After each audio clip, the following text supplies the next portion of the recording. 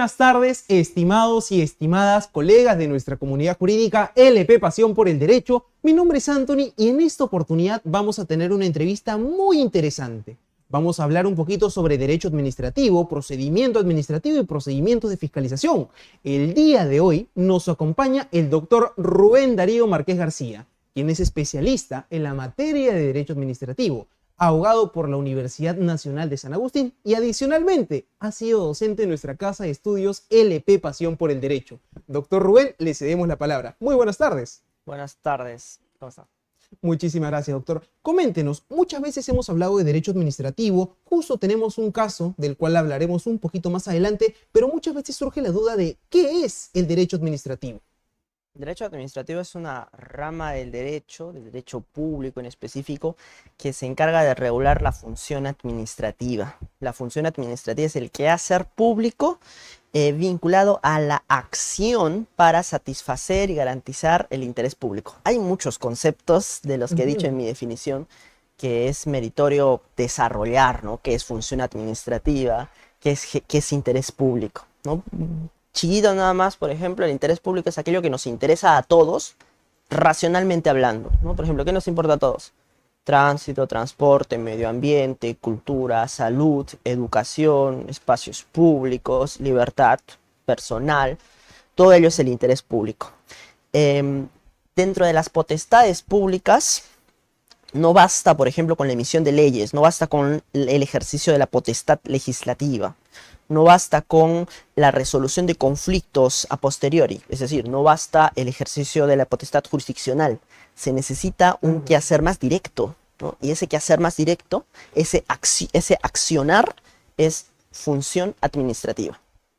Función administrativa. Engloba todo ello, engloba hasta dictar reglas, fiscalizar, sancionar, fomentar las buenas prácticas que arriben al interés público y sancionar aquellas malas prácticas que vayan en contra de este, ¿no? Muy interesante, doctor, muy interesante definición, sobre todo porque dentro de unos momentos, cuando abordemos el caso de Luis Carlos Burneo, que es un caso muy interesante, bien conocido también como Henry Spencer, vamos a ver cómo algunas de estas instituciones han sido vulneradas. Pero no me gustaría despedirme de la primera pregunta, que es ¿qué es el derecho administrativo?, sin antes proseguir con una siguiente de ¿qué es un procedimiento de fiscalización?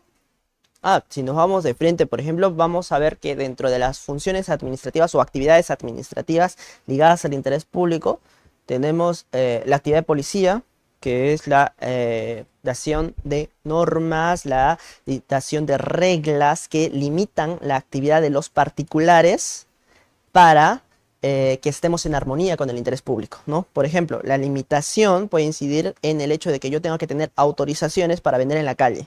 Así es. Autorizaciones para edificar, autorizaciones para conducir. De alguna forma me limitan, sí, pero para garantizar el interés público.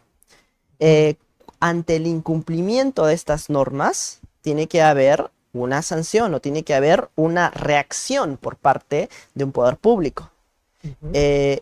Bajo la respuesta anterior, podríamos pensar, y realmente es así, que la existencia de la potestad legislativa y la jurisdiccional no bastan para remediar estos asuntos, que ameritan una acción más rápida. Entonces se la encomendamos ¿a quién? A la administración pública. Es por ello que la administración pública tiene potestad sancionadora, ¿no? Pero para ello también amerita a evaluar quién va a ser el encargado de supervisar, de fiscalizar, de ver, de vigilar que los particulares cumplan con estas normas dadas. Claro que ¿Lo va a hacer el juez? No. ¿Lo va a hacer el legislador? Tampoco. ¿Quién lo va a hacer? La administración pública. La administración pública entra como un saco donde la potestad legislativa ni la jurisdiccional basten, pues lo hace la administración pública, como un quehacer directo. Esa es la función fiscalizadora, por eso se le encomienda a la administración pública y de acuerdo a la estructura orgánica de cada país, ¿no?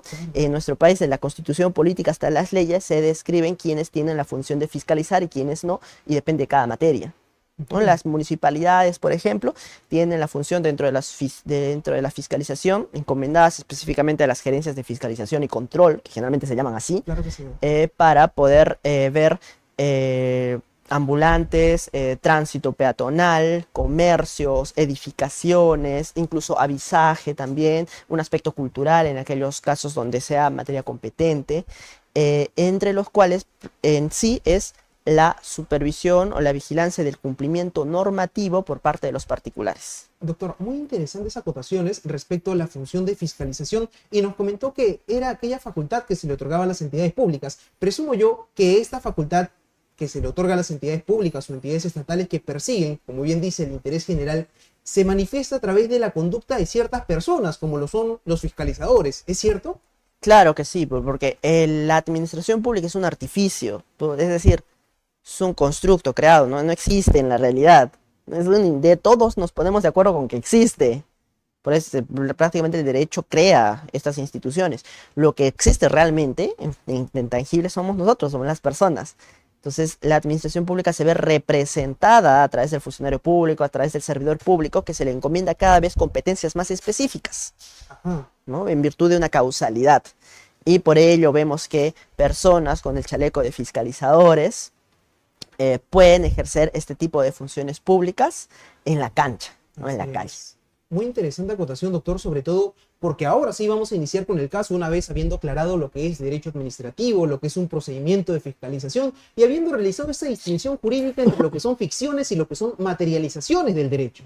Por ello, doctor, vamos a hablar un poquito sobre el caso de Luis Carlos Burneo, que sucedió hace un par de días, que es el famoso youtuber Henry Spencer. Muy a grosso modo hemos logrado extraer los primeros fragmentos de los 10 minutos del video y vamos a analizarlo un poquito desde una perspectiva administrativa. ¿Qué le parece? Vale. Excelente. Vamos a ver lo primero que sucede.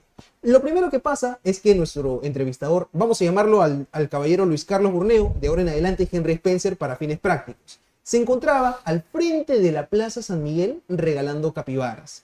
Estaba regalando capibaras, bueno, algunos muñequitos de capibaras los iba colocando en la cabecita de algunas personas que deseaban pasar por ahí y les preguntaba, ¿no? Señora, señor, ¿usted le gustaría tener un capibara en la cabeza? Algunos le decían que sí, tal vez otros les decían que no, pero sucede que en esta situación no había ninguna relación de compra-venta. Era todo un acto gratuito, presumiblemente para subirlo a su canal. Ahora, ¿qué es lo que sucede? Mientras iba conversando con un transeúnte, 3 personas, 2 de las cuales aparentemente eran miembros de fiscalización municipal, lo detienen y le dicen a su camarógrafo primero quién es el encargado de esa grabación. Henry Spencer se da cuenta, voltea y le dice: soy yo, díganme qué es lo que pasa. Y es aquí donde procedo a citar textualmente lo que se menciona. Le pregunta el fiscalizador si lo que está realizando es una actividad económica. Henry Spencer le replica que no, y a pesar de que le ha dicho que no, el fiscalizador le dice que se haga para un lado, que se vaya para allá. Solamente con este pequeño contexto. Nuevamente hacemos un pequeño caso práctico. Imaginemos de que el día de hoy yo me encuentro en un establecimiento comercial, regalando gorritos, colocando pequeños capibaras en la cabeza de las personas, y viene un fiscalizador y me ve. ¿Me puede decir por el simple hecho de estar realizando esta conducta que me vaya para otro lado? Si es que solamente estás realizando la acción de regalar capibaras y filmando un video, no, pero no hay ninguna actividad comercial, entonces está fuera de la competencia de la municipalidad, ¿no? Aquí no estamos hablando de un comercio ambulatorio, salvo que estés realizando otro tipo de acción que afecte y altere el orden público, ¿no? Que el orden público también es parte del interés público, pero me parece que damos por sentado que este no es el caso. Muy interesante acotación, doctor. Y vamos a continuar un poquito con este hecho, ¿no? Porque como bien dice, no hay ninguna contraprestación, no se trata de ningún acto en el cual haya estado recibiendo dinero y tampoco se estaba desordenando el orden público. Por ello, lo que sucede posteriormente es que empiezan a venir más personas, porque Henry Spencer no obedece a la petición directa, y siguen hablando de capibaras. Pero mientras intenta colocarle un capibara a la cabeza de un transeúnte, uno de los fiscalizadores le dice: ya, basta, hay que avanzar, váyanse para el lado de arriba. Henry le pregunta por qué, y un segundo fiscalizador le dice lo siguiente: porque ustedes están grabando a un lugar privado. O bueno, mejor dicho, ustedes no pueden enfocar aquí porque todo esto es privado. Este lugar es privado, la calle está para arriba. De aquí surge una duda. En este supuesto, Luis Carlos Burneo se encontraba en las afueras de la Plaza San Miguel. Según veremos más adelante, nos encontrábamos ciertamente en un pequeño pasaje, en una pequeña calle. Si es que una persona se encuentra grabando en la calle, ¿puede ser retirada de ese lugar por el simple hecho de estar grabando? No, pero ahí hay que precisar si es que realmente es vía pública o no. Si es vía pública, no hay forma. Y es más, me parece que el mismo fiscalizador estaría de acuerdo con que si ese espacio es vía pública, no podría ejercer su competencia porque él mismo está diciendo que bajo su tesis es todo vía privada, ¿cierto? Ajá. Ya, entonces, si es vía privada, incluso depende, porque puede ser parte del retiro municipal, ¿no? Como en otro caso se dio, me parece que es también con Henry Spencer, en la cafetería Dazo, Ya. en San Isidro. Él había consumido, no sé, digamos un café en las afueras del restaurante. Bajo la hipótesis de Henry Spencer, esa era la vía pública, Ya. pero no era la vía pública, era el retiro municipal. El retiro municipal es el área en el cual el propietario no puede construir, ¿sí? Que colinda con la calle, para garantizar el libre paso en pos del orden público. Por eso te digo que el interés público es muy importante en derecho administrativo, porque incluso puede limitar el ejercicio del derecho a la propiedad. Claro, ¿No? sí. Todo esto es tu propiedad, pero no puedes construir por todo. Tienes que dejar un espacio que se llama retiro municipal. Ese espacio es de tu propiedad, del particular, pero es para el libre paso público. Ahora bien, Ajá. se puede dar en autorización, ¿sí? Se puede dar en autorización el uso del retiro municipal como extensión de la actividad económica. Si tú tienes una cafetería, ¿no? Para poder ganar más dinero, Ujú. la municipalidad te puede dar la autorización de poner un par de mesas en el retiro municipal. Incluso, seguramente hemos visto que hay muchos de ellos, ¿no? Y en ese caso, por ejemplo, la pregunta sería, ¿puede grabar alguien que haya consumido ahí en el retiro municipal, sabiendo que es propiedad privada? Eso sí sabemos, ¿no? Que en ese caso sí es Ujú. propiedad privada. Y la respuesta en ese caso incluso sería sí puede, siempre y cuando no exista ninguna prohibición de consumo. Aquí entra el derecho de consumo que impida ello, ¿no? Sabiendo que es propiedad. Y otro aparte, teniendo en consideración que bajo una óptica de derecho administrativo, vinculado también con el derecho civil, ¿no? Lo que se está cediendo o lo que se está autorizando, ¿sí? No son los 4 atributos de la propiedad, sino solamente el uso para extensión de la actividad económica, Muy interesante. porque sigue siendo retiro municipal Ujú. para el uso y disfrute del interés público. ¿Y qué sucedería, doctor, si es que en lugar de prestar esa suerte de actividad, por ejemplo, no serían mesas, no serían sillas, sino sería una escalera que está utilizando para subir al segundo piso? ¿Qué debería hacer la municipalidad en este caso? Sacar la escalera. Sacarlo. Claro, porque aquí no estamos hablando de una autorización, pues no estamos hablando de, por ejemplo, ni siquiera un retiro municipal. A veces la vereda se ha visto en algunos distritos donde hacen eso, ¿no? Y lo que se tiene que hacer es retirar como una medida correctiva para volver al estatus donde el interés público no se haya visto mermado. Ujú. Muy interesante, doctor, porque lo que me comenta usted es en marco de un procedimiento administrativo sancionador que da como consecuencia una ejecución coactiva, ¿es cierto? No necesariamente, no necesariamente. A veces hay Ujú. medidas correctivas. Porque ponte, por ejemplo, ¿sí? Rebobinemos a lo primero que estamos hablando, ¿sí? Vinculando a la función administrativa de por qué existe la administración pública. ¿Por qué existe la administración pública?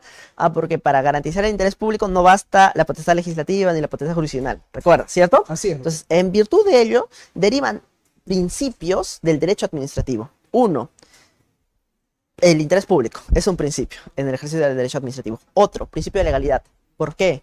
Porque el derecho administrativo, perdón, la función administrativa es supletoria a la función legislativa, Así es. ¿cierto? Entonces, como entra como un saco donde la función legislativa no puede, entonces es supletorio. Entonces, toda función administrativa está supeditada a la ley. Ujú. Otro, segundo principio, principio de legalidad. Otro, control. Toda función administrativa está supeditada al control de la potestad jurisdiccional. Claro De que la sí. misma, por la misma razón lógica, ¿no? Y otro, importante, autotutela. ¿Por qué autotutela? Porque si la administración pública tiene que hacer todo aquello de forma directa que garantice el interés público, lo tiene que hacer independientemente de la labor jurisdiccional. No tiene sentido que, por ejemplo, le pida permiso al juez para poder realizar sus acciones, porque eso no es una acción inmediata, ¿sí? Imaginémonos, por ejemplo, estamos en una carretera, ¿no? Nosotros Ujú. somos fiscalizadores, ¿sí? Sí, doctor. O inspectores, o como se llame. Nos estamos dando cuenta, nosotros estamos en la carretera con nuestros chalequitos, todo, nos estamos dando cuenta que entra un vehículo que no tiene certificación técnica vehicular, que no tiene llantas de repuestos, que sus cinturones de seguridad están mal. Y va por la carretera central. ¿Qué hacemos nosotros? Le iniciamos un procedimiento administrativo sancionador y le decimos, chao, ya nos veremos en sus descargos y que pase ese vehículo con todas las familias andando. ¿Qué hacemos si, por ejemplo, nos damos cuenta que vienen lotes de otro país, por ejemplo, de atunes que están malogrados? Les iniciamos procedimiento sancionador y que no podemos hacer nada hasta que termine su procedimiento administrativo sancionador y recién hacer las ejecuciones y decir, ¿sabes qué? Como una medida sancionadora vamos a decomisar todas esas latas de atunes, pero ya las vendieron. En estos casos me comentó que operaba Medidas, medidas medidas correctivas, medidas correctivas. anticipadas, Ujú. que en virtud de la autotutela, la administración pública puede decir, no salen esas latas. Ah, Ey, detente, no sales, bus, te retiro las placas. muy interesante, doctor. Tal vez. Claro, ese tipo Ajá. de medidas. Por eso hay, pues, digamos, en ambulantes que están con sus carritos Ya, y se lo sacan. Por claro. eso le inician procedimientos No sancionadores. esperan al inicio de un par, resolución de Saco, ya sanción, vas al directo. decomiso, vas directo ahí. Medidas correctivas. Claro, ¿por qué? Y hay un punto importante también acá, que esto es un poco polémico también Comenta, con otro doctor. tipo de abogados, ¿no? En derecho administrativo, en la función administrativa, más vale la eficacia que el debido procedimiento. ¿Podría decirse entonces que muchas veces se vulneran principios, se vulneran normas en aras de una correcta eficacia? No, no se vulneran, se adecúan. ¿Cuál sería la diferencia entre esta vulneración y esta adecuación que se manifiesta? Las garantías de un debido procedimiento administrativo no son las mismas que las del debido proceso. Eso es muy debatible, ¿por qué? Porque hay sentencias del Tribunal Constitucional donde dice que es lo mismo. Pero si nos enfrascamos más a las características diferenciadoras de la función administrativa, nos damos cuenta de que no pueden ser las mismas porque se pierde la eficacia. La administración pública, quieras o no, es muy paternalista. Yo soy padre, por ejemplo, y en el almuerzo, si mi hijo no quiere comer, yo le obligo. Mm, No le digo, no, explícame tus argumentos para poder llegar a un fin, todo ello. No, yo le exijo, de alguna forma le impongo medidas correctivas, anticipadas. ¿Por qué? Bajo el símbolo del paternalismo que existe. Ese paternalismo, por ejemplo, que es muy medieval, ya en términos grandes, ¿no? Ya no pasando de la, ¿cómo se llama esto? De la oikonomías, no, perdón, sí, se llama oikonomía, es decir, lo que hace el pater familias, pero en sociedad se llama la oikonomía. La oikonomía pasaba a ser la función administrativa, es decir, cómo se organiza la sociedad, pero en el actuar, en el hacer. Y eso amerita acciones rápidas, directas. Si somos nosotros una entidad que supervisa la inocuidad alimentaria, tenemos que tomar acciones directas frente a alimentos que van a venir con alimentos que son dañinos para la sociedad y por lo tanto pues transgreden de forma directa el interés público. claro que sí. Tenemos que tomar esas decisiones. ¿Esas decisiones podrían vulnerar derechos? Si es que lo vemos desde las garantías de un debido proceso, sí. Pero si es que lo vemos enfocado a una función administrativa, no. Muy interesante acotación, doctor, sobre todo cuando ya hemos repasado un poquito sobre los supuestos de hecho en los cuales hemos estado, ¿no? Nos encontrábamos en un inicio con Henry Spencer, que se encontraba grabando en un lugar ciertamente que tenía apariencia pública, pero después vinieron fiscalizadores a decir que era un lugar privado. Arribamos un poquito sobre la necesidad que muchas veces tiene el derecho administrativo de ser eficiente por encima de otros supuestos, y continuando esa misma línea, estoy seguro que vamos a encontrar más situaciones de igual manera jurídicas para interpretar. Luego de ello, surge esta suerte de conversación, doctor. Estábamos en el hecho de que le habían dicho, ¿no?, que este lugar pertenecía al al centro comercial correspondiente, y asimismo Henry Spencer replicaba y preguntaba si no era la calle, cómo se llamaba ese espacio. En ese sentido, los fiscalizadores respondían que ese era un bulevar llamado Mantaro, que pertenecía al mismo centro comercial. Y es aquí donde nos vamos a encontrar con una pregunta muy interesante, porque mire, vamos a seguir encontrándonos con esta conversación, y después de un pequeño rato nos vamos a encontrar con que ya no solamente es el fiscalizador, los dos fiscalizadores y Henry Spencer, sino también va a ser dos fiscalizadores, Henry Spencer y unas cuantas personas del público que van a estar conversando con Henry. Y es aquí cuando Henry le pregunta a uno de estos jóvenes que se encontraba en la calle: ¿esto de aquí le pertenece al centro comercial? Y el joven le va a responder: no, esto no le pertenece al centro comercial, todo lo contrario, esto de aquí es vía pública. Y el fiscalizador lo iba escuchando: esto de aquí es vía pública, y el centro comercial Plaza San Miguel ha intentado poseerlo hace un tiempo, pero no ha podido porque es un bien público. En ese sentido, doctor, coméntenos, el fiscalizador está dando un enunciado como si fuera cierto. ¿Los fiscalizadores pueden mentir? Y de hacerlo, ¿cuáles serían las consecuencias? Hay que dejar en claro ciertas premisas. Uno, es espacio público, ¿cierto? Ya. No era cierto lo que decía el fiscalizador. Punto número uno. Dos, dada esta premisa, lo que hizo el fiscalizador a todas luces está mal. No tenía asidero jurídico alguno, no tenía fundamento, ¿sí? Tres, y ahora sí respondiendo a tu pregunta.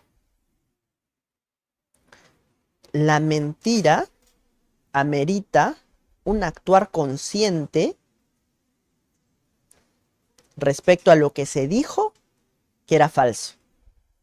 Yo no puedo mentir por negligencia. Yo al mentir tengo que ser consciente de que la afirmación que he hecho era falsa. La mentira es siempre intencionada. ¿Y por qué es importante esto? Porque dentro de la ley del Código de Ética de la Función Pública existe un principio, que es el principio de veracidad. La transgresión al principio de veracidad constituye falta disciplinaria, constituye un ilícito administrativo para los servidores públicos. Yo no sé cuál sea el régimen laboral de ese fiscalizador. Según la Corte Suprema tendría que ser siempre 728, pero como Servir ha avalado por muchos años que también sean CAS, fácilmente puede ser uno de los dos. Independientemente de ello, se remite al régimen disciplinario de la Ley de Servicio Civil. Y en la Ley de Servicio Civil, según el criterio del Tribunal de Servicio Civil, que también puede ser debatible, pero según el criterio del Tribunal de Servicio Civil, también constituyen faltas disciplinarias las transgresiones a los principios, deberes y prohibiciones de la Ley del Código de Ética de la Función Pública, dentro de los cuales se encuentra el principio de veracidad. Aquel servidor que mienta, ¿no?, incurrirá en responsabilidad disciplinaria, pero el mentir es un actuar intencionado y eso le corresponde acreditar a la entidad. La entidad no solamente para generar reproche disciplinario tiene que probar los hechos objetivamente hablando, sino el factor subjetivo, y esto ya tiene muchos tintes dogmáticos del penal, y no porque se parezcan, sino porque históricamente el derecho penal se ha evolucionado mucho más antes que el derecho administrativo sancionador, entonces por ello se importa, ¿no? Pero el principio de culpabilidad, el dolo, la culpa, que se llama en derecho penal, en el derecho administrativo sancionador peruano lo llamamos la intencionalidad o la negligencia, ¿sí? Y esta transgresión al principio ético de veracidad siempre tiene que ser por intencionalidad. Doctor, entonces... Si es que el servidor, por ejemplo, en este caso, dice, pues yo no sabía, yo no lo hice con intención, entonces no habría una transgresión al principio ético de veracidad, pero ahí sería un asunto de tipificación nada más, porque no significa que por ignorancia pueda cometer cualquier barbaridad, porque hay otro tipo de faltas que se denomina, pues, negligencia en el desempeño de las funciones, por ejemplo. Dentro de su, si es CAS, por ejemplo, habría que leer su término de referencias, o incluso la la normativa de inspecciones, en el que se indique cuáles son las funciones específicas atribuibles a ese inspector, ¿no? Y dentro de los cuales, si no ha realizado ninguna función o ha incumplido alguna función específica, sería una negligencia en el desempeño de las funciones. La has hecho mal, ¿no? Has hecho tu tarea mal y por ello se atribuye responsabilidad. Pero ya para el factor de la gravedad del asunto, por ejemplo, la gravedad ahí se disipa, porque no es lo mismo que un servidor actúe con toda la intención que un servidor actúe de forma imprudente, sin saber, sin conocer. De las dos formas tiene responsabilidad, pero la sanción se tiene que graduar, ¿no? Porque tiene que ser proporcional a las particularidades de cada caso concreto. Doctor, entonces, en esta situación tenemos el hecho de que mintió. Podría ser por conocimiento o por desconocimiento, como bien hemos dicho. También hemos desarrollado bastante ese tema, pero sucede una situación muy curiosa, porque hemos visto, y también hemos citado un poquito el derecho penal, que cuando una persona reincide en cometer un delito, podemos encontrarnos con una suerte de concurso. En el presente caso, el presente fiscalizador también vuelve a mentir, tal vez en unas palabras más adelante. ¿Qué sucedería en este caso reiterativo, en el cual un fiscalizador está mintiendo de manera constante? Creo que no deberíamos hablar de mentira, porque creo que el fiscalizador, o no, al menos no tendríamos la prueba de que intencionalmente le está dando información falsa. Yo creo que más es una negligencia. Negligencia. Sí, hablemoslo así mejor, ¿sí? Negligencia. Otro punto, respecto a la reincidencia, hay muchos candados ahí, hablando ya específicamente de responsabilidad funcional, ¿no? La reincidencia implica que al cometer el acto ya haya tenido anteriores sanciones impuestas. Ajá. Ojo, sanciones impuestas. ¿Qué pasa si, por ejemplo, tiene una sanción previa donde cometió los mismos hechos, por ejemplo? ¿No? Otra negligencia funcional donde a otro también le dijo, esto es un espacio público. O bueno, no sería eso, ¿no? Porque ya habría un actor intencionado sabiéndolo, ¿no? En otro lado, por ejemplo, ¿no? Ahí ya no sería negligencia, claro. Esas cositas, por ejemplo, son importantes para ver la culpabilidad, ¿no? Pero si tendría una sanción, ahí hablaríamos de reincidencia, pero conforme a la ley del servicio civil. Porque ya hablando un poco más específico, en la resolución de Sala Plena 1 del 2021 del Tribunal de Servicio Civil, le ha puesto un candado más a la reincidencia que hace imposible la aplicación de este asunto. Y esto es un poco más específico porque muchas entidades y autoridades disciplinarias de la administración pública no conocen, que es que la reincidencia no existe en el régimen disciplinario. Es muy polémico. La reincidencia no existe en el régimen disciplinario de la ley de servicio civil. En la ley está, porque pueden decir, como que no existe, están los factores agravantes, pero a ver, aplícalos conforme a la resolución de Sala Plena. ¿Qué es lo que nos dice la resolución de Sala Plena? Las sanciones rehabilitadas no constituyen un demérito o no pueden generar como antecedentes negativos al servidor para graduar futuras sanciones. Eso dice, ya. Entonces, nos abocamos al caso concreto, ¿sí? Y digamos que un servidor haya sido sancionado por 5 meses, ¿sí? Según lo que interpreta el Tribunal de Servicio Civil, vigencia de la sanción es lo mismo que rehabilitación. No siempre es así, pero el Tribunal de Servicio Civil lo ha interpretado así. Es decir, cumples tus 5 meses de suspensión y al día siguiente regresas nuevito. Como si no hubiera pasado. Como si no hubiera pasado nada. Al día siguiente cometes la misma falta, en otro hecho claramente, no te pueden considerar como reincidente. Doctor. Y eso hace que, ¿en qué momento voy a cometer yo una falta dentro de la vigencia si estoy suspendido? Claro. Es imposible. Resulta en imposibles jurídicos. Incluso estábamos hablando sobre esas situaciones en las cuales la norma contempla supuestos para que sea eficaz y otros supuestos en los cuales no debe ser eficaz. Esto podría darse tal vez a consecuencia de algún vacío, algún conflicto entre normas. ¿De qué manera se podría suplir en estos casos, doctor? Mira, legislativamente hablando, en otros regímenes sancionadores ya derogados, no se equiparaba la vigencia con la reincidencia. ¿No? Digamos, ¿no? Podemos decir que el legislador ponga una vez cumplida la sanción, se rehabilitará al duplicarse el mismo tiempo de la vigencia de la sanción impuesta. ¿No? Dentro de los 5 meses estás ahí, pucha, si cometo otra vez soy reincidente. Y luego los 5 meses después ya soy libre porque mi falta inicial fue de 5 meses, digamos, ¿no? Pero no existe esa norma. La han quitado. Ya, ahora, ¿cómo suplimos esa norma? En la ley no hay nada. Pero en el reglamento del Registro Nacional de Sanciones contra Servidores Civiles, que es un reglamento de servir, ¿sí? Dice que las sanciones inscritas en ese registro nacional de sanciones contra servidores civiles se borran o se rehabilitan automáticamente. Ujú. Quiere decir que si me registran una sanción de 5 meses, culminados esos 5 meses se borra. No es necesario esperar más tiempo. Ni Claro, no es necesario procedimiento. yo presentar una solicitud, no, se tendría que borrar. Claro. Sí, se tendría que borrar. Es un software también, pues, ¿no? Ujú. Se elimina, se borra. Igual como programas tus publicaciones, Ya. igualito, pues programas las sanciones y no pasa nada, ¿ya? Ujú. Ese es el punto. Ahora, en la resolución de sala plena que te comenté, la 1 del 2021, para los que están diciendo cómo que no se repite, revisen la resolución, ahí dice. ¿Sí? Ujú. Dice, como en el reglamento del RNSC, es el Registro Nacional de Sanciones contra Servidores Civiles, dice que la rehabilitación se genera al cumplir la sanción, entonces no se puede generar ningún demérito al servidor como un antecedente, como un agravio para aplicarlo en futuras sanciones. Y lo hace precisamente en ese precedente que evalúa y desarrolla los criterios agravantes y atenuantes. Wow. Esto, por ejemplo, para defensas de servidores es muy útil. Muy útil. ¿Sí?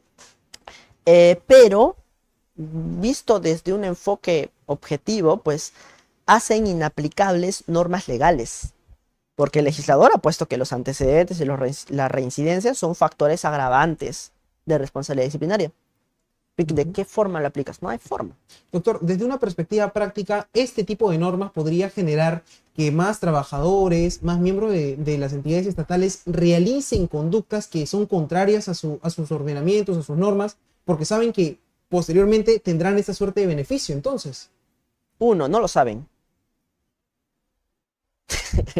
Podríamos decir que No lo saben. no O lo sea, saben. no lo saben. Las mismas autoridades administrativas lo consideran como agravantes. Ajá, Claro. O sea, lo digo porque más me empapo de estos temas, ¿no? En la Ujú. práctica, en el sector público, privado, asesorando, viendo, entrevistándome con entidades públicas, y yo veo que aplican eso, claro. pero están yendo en contra del precedente. Ah, ¿Por qué? Porque están siguiendo su lógica. Y su lógica es clara, pero su lógica está bien.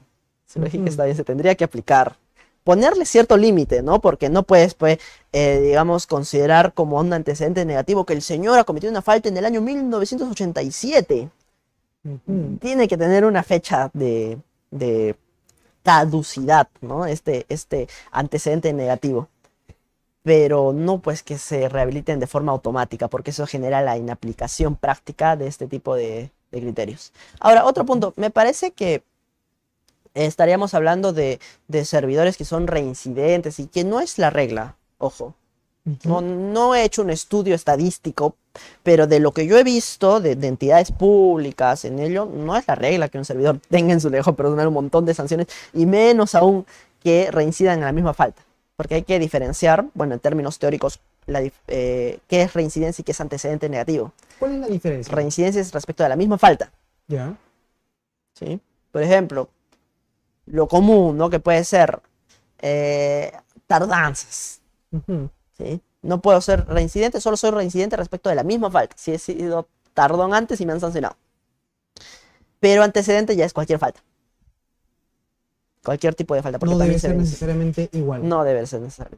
Muy interesantes puntos, doctor, sobre todo después de haber abordado esa situación en la cual no nos hemos encontrado en una reincidencia, obviamente, pero continuando con la misma línea, vamos a encontrarnos con algo muy curioso, que también viene ligado a este tema de los principios de las normas. Mire, sucede que después de ello siguieron conversando, hubo una suerte de discusión, si se le quiere llamar así. Dijo que se iba a llamar a la policía, como bien vimos líneas anteriormente, y sucede algo muy curioso. Uno de los fiscalizadores le empieza a hablar a Henry Spencer. Y lo que le dice es que eso era el centro comercial, que eso era una calle. Pero después se contradice y le dice, bueno, tú no estás ahorita en un centro comercial, si bien no estás en un centro comercial, sí estás grabando una propiedad privada. Y por el hecho de grabar una propiedad privada, tú vas a ganar un beneficio porque vas a hacer publicidad, vas a ganar dinero para tu imagen, tu página web. En este caso, doctor, veámoslo desde una perspectiva objetiva. El fiscalizador, en este supuesto, está diciendo que Henry Spencer está grabando para ganar dinero para su página web. los fiscalizadores pueden tomarse esa suerte de atribuciones para imaginar lo que la otra persona está haciendo en su, o sea, lo que está imaginando. Es perfecto, Elio, porque el derecho administrativo es práctico, Ujú. ¿no? Y dentro de sus limitaciones ya habíamos visto el principio de interés público, el principio de legalidad, principio de control judicial, principio de autotutela, ¿no? Y el principio de legalidad nos hace llevar a la pregunta de ¿dónde dice eso? O sea, Exacto. ¿qué norma lo autoriza? No tiene que ser en su ideario, sino en una norma expresa legal que establezca ello. Me parece que el asunto en temas de derecho administrativo, en ese caso en específico, es muy simple. O sea, el derecho administrativo no tiene mucho que decir, eso está prohibido y ya. Exacto. El asunto es sencillo. Creo que el problema constitucional a la imagen es más rico en ello. Ujú. O sea, analizar ese punto que me estás diciendo de que te estás ganando dinero a costas de filmar a un espacio privado, suponiendo que es un espacio privado lo que estaba filmando, ¿no? Ya. Específicamente, sí es un asunto rico en el tema de constitucionalidad, ¿no? Por ejemplo, ¿no? Si es que el foco no es la imagen personal, Claro. no hay ninguna vulneración, ¿no? Digamos, si es que estamos grabando un reel para LP, y tú me estás grabando a mí, Así es. pero pasa una señora, Ujú. que no queríamos que pase, pero pasó, no estamos vulnerando nada porque el foco está en mí. Pero si pasa la señora y tú la grabas sin su consentimiento, ahí sí.